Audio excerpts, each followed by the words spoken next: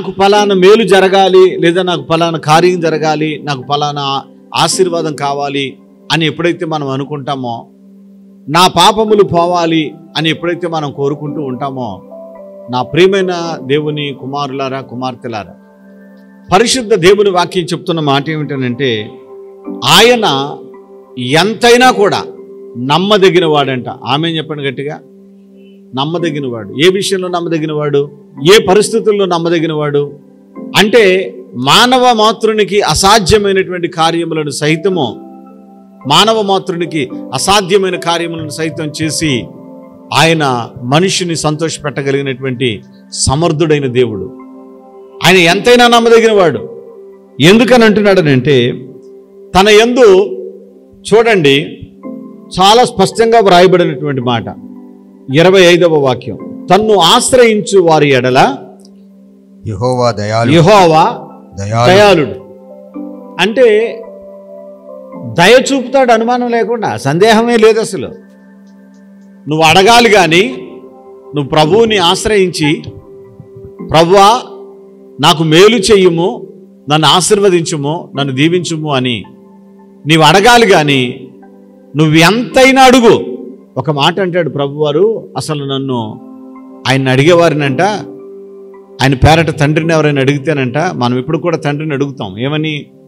ఆరోగ్యం కావాలన్నా, బిడ్డలు కావాలన్నా, నెమ్మది కావాలన్నా, మా ప్రభువైన యేసుక్రీస్తు నామములో అడుగు పెడుకొనిచున్నాము తండ్రి అంటాం కదా. అంటే యేసు ప్రభు వారి పేరు చెప్పుకొని తండ్రి అయిన దేవుణ్ణి మనం అడుగుతాం. ఆ తండ్రిని అడిగితే ప్రభు ఏం చెప్పారో తెలుసా? యేసయ్య ఏమన్నారు తెలుసా?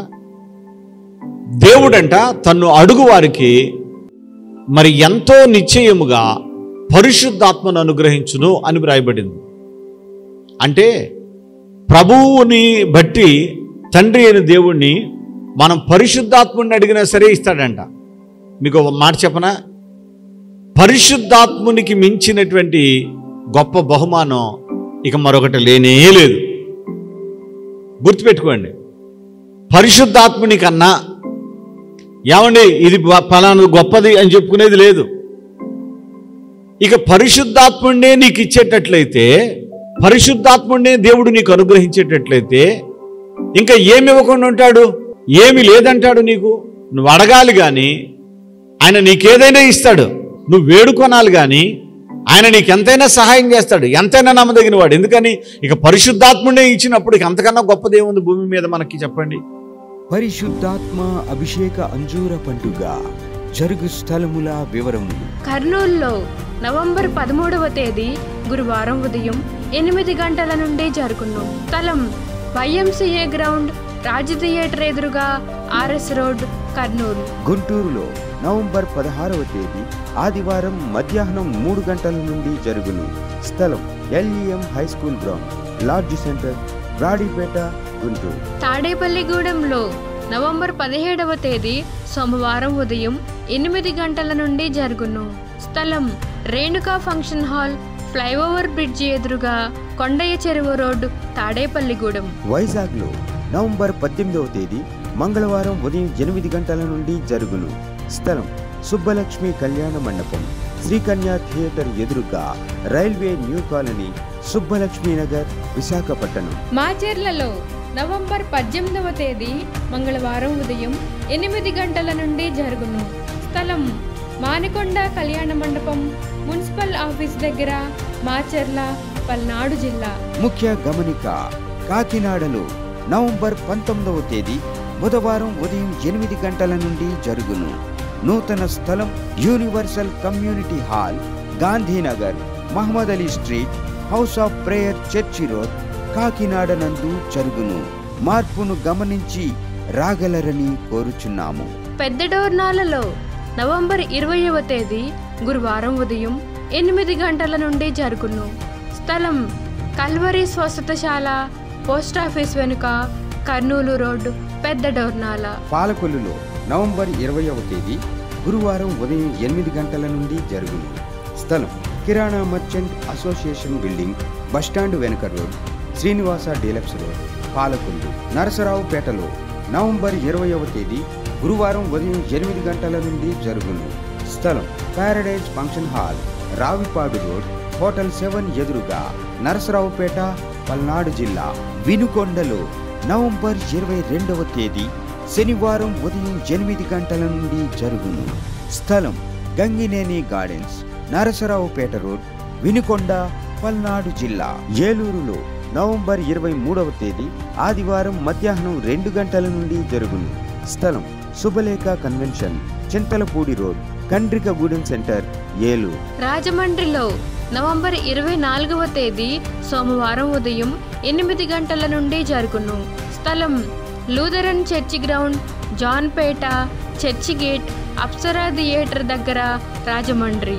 అనంతపురంలో నవంబర్ 24వ తేదీ సోమవారం ఉదయం 8 గంటల నుండి జరుగును. స్థలం Sri Padmavathi function hall, Ramana Ramesh theatres, old town, Anantapur. గుంతకల్లులో నవంబర్ 26వ తేదీ బుధవారం ఉదయం 8 గంటల నుండి జరుగును. స్థలం Mahendra Kalyana Mandapam, Tilak Nagar, SLV theatre road, Guntakal. ఆదోనిలో నవంబర్ 27వ తేదీ గురువారం ఉదయం 8 గంటల నుండి జరుగును. స్థలం international function hall, 2 town police station ప్రక్క రోడ్, ఎస్కేడి కాలనీ, ఆదోని. సహోదరి పేరు సుధామణి. ఈమె వెంకన్న బావి నుంచి రావడం జరిగింది. వీళ్ళ భర్త బాగా మద్యం సేవిస్తూ ఉంటాడట. మద్యం తాగి బాధ్యత లేకుండా ఇంటిలో పిచ్చి పట్టిన వాడిగా ప్రవర్తిస్తూ ఉంటాడట. అందువల్ల ఈమె అతను మారాలని ఎన్నో చర్చిలకి వెళ్ళింది. కానీ అతనిలో మార్పు రాలేదు. ఈ కర్నూలు పట్టణంలో జరుగుతున్న ఈ పండుగకు వచ్చి దైవజనుడు పాల్ బోయజ్ గారి చేత ప్రార్థన చేయించుకుందట. ప్రార్థించి ఇచ్చిన అంజుర ఫలాన్ని ఈమెకి ఇచ్చాడట. ఆమె భర్తకిచ్చింది. ఎప్పుడైతే ఆ ఫలాన్ని తిన్నాడో ఆశ్చర్యకరుడైన దేవుడు ఎన్నో సంవత్సరాలుగా మద్యాన్ని సేవిస్తున్న అతను ఇప్పుడు మద్యం సేవించడం లేదు. చాలా బుద్ధిగా ఉంటున్నాడు. కష్టపడిన సంపాదన అంతా కూడా తీసుకొచ్చి నా చేతికిస్తున్నాడు. మేము ఇప్పుడు చాలా సంతోషంగా జీవిస్తున్నామని ఈ సహోదరి సాక్ష్యం చెబుతున్నారు. దేవునికే మహిమ కలుగును గాక. హల్లెలూయా. పరిశుద్ధాత్మ అభిషేక అంజూర పండుగ జరుగు స్థలముల వివరములు. విజయవాడలో డిసెంబర్ 1వ తేదీ సోమవారం ఉదయం 8 గంటల నుండి జరుగును. స్థలం హనుమంతరాయ గ్రంథాలయం, ఏలూరు లాకుల centre, Gandhinagar, red cross blood bank ఎదురుగా, విజయవాడ. హైదరాబాద్లో డిసెంబర్ 2వ తేదీ మంగళవారం ఉదయం 8 గంటల నుండి జరుగును. స్థలం saint Thomas Tamil church ground, alpha hotel వెనుక, Secunderabad railway station road, Secunderabad. ఖమ్మంలో డిసెంబర్ 3వ తేదీ బుధవారం ఉదయం 8 గంటల నుండి జరుగును. స్థలం మంచికంటి భవన్, సిపిఎం ఆఫీస్ ప్రక్కన, ఎన్ఎస్టీ రోడ్, ఖమ్మం. రేపల్లెలో డిసెంబర్ 4వ తేదీ గురువారం ఉదయం 8 గంటల నుండి జరుగును. స్థలం Veeraballi Kotaiah function hall, Uppudi road, Repalle, Bapatla జిల్లా. ఆత్మకూరులో డిసెంబర్ 4వ తేదీ గురువారం ఉదయం 8 గంటల నుండి జరుగును. స్థలం డైమండ్ ఫంక్షన్ హాల్, బస్టాండుకు దగ్గరలో, నంద్యాల టర్నింగ్ వద్ద, ఆత్మకూరు. ఒంగోలులో డిసెంబర్ 8వ తేదీ సోమవారం ఉదయం 8 గంటల నుండి జరుగును. స్థలం కాపు కళ్యాణ మండపం, బస్టాండ్ దగ్గర, ఒంగోలు.